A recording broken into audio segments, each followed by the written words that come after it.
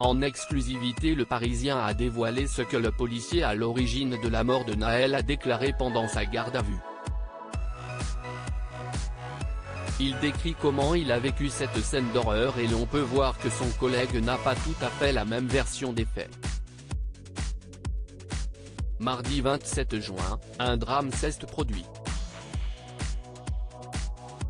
Nahel, jeune homme de 17 ans, est mort.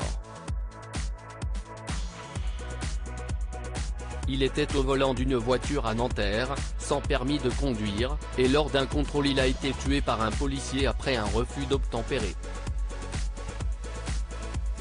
Des images insoutenables ont été dévoilées et de nombreuses émeutes ont eu lieu un peu partout en France.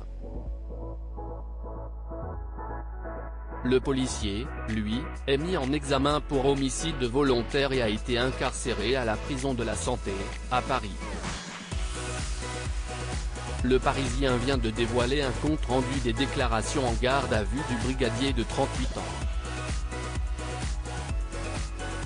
Selon les dires de Florian M., quelques heures après les faits et après avoir subi un examen psychiatrique, il ne voulait pas tuer le jeune adolescent. Il en était à son 9e jour de travail consécutif et ce jour-là, au petit matin, avec son collègue, il a repéré une Mercedes dont le moteur vrombissait et qui circulait dans la voie de bus. Sur leur moto, ils s'approchent alors de la voiture, allument leur gyrophare et demandent au conducteur et aux 2 passagers de se ranger sur le côté pour procéder à un contrôle. Nahel est alors reparti à pleine vitesse.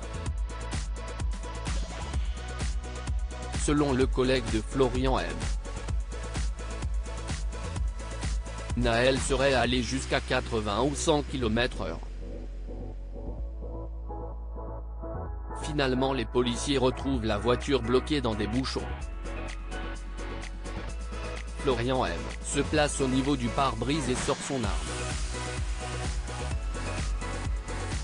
Il se met alors en tir fichant, CIST est un tir pour lequel la balle doit obligatoirement se ficher dans le sol à une distance très courte. Il aurait alors crié à Nahel de couper le contact et taper plusieurs fois contre le pare-brise pour attirer l'attention du conducteur. CIST là que t'ouvris. De policier, 2 versions. Florian M. est à ce moment persuadé de voir son collègue passer le haut de son corps dans l'habitacle, vraisemblablement pour essayer de maîtriser le conducteur ou pour tenter d'appuyer sur le bouton stop du contact et affirme avoir eu l'impression que Nahel avait fait avancer et reculer le véhicule. Florian M., un peu poussé, s'est senti en danger et a craint pour son coéquipier que l'adolescent l'embarque dans sa fuite. Si est-il là qu'il tire.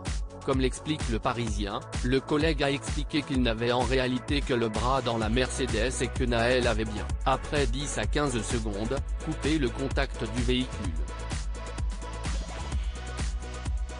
L'ado aurait toutefois ensuite replacé sa main sur le volant puis activé le levier de vitesse de sa voiture, explique ensuite Le Quotidien. Et de poursuivre, le collègue de Florian M.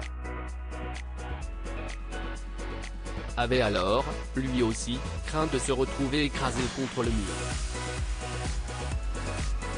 En revanche, il ne se prononce pas sur la légalité du tir de son collègue, ne l'ayant pas vu agir puisque son attention était concentrée sur Nahel.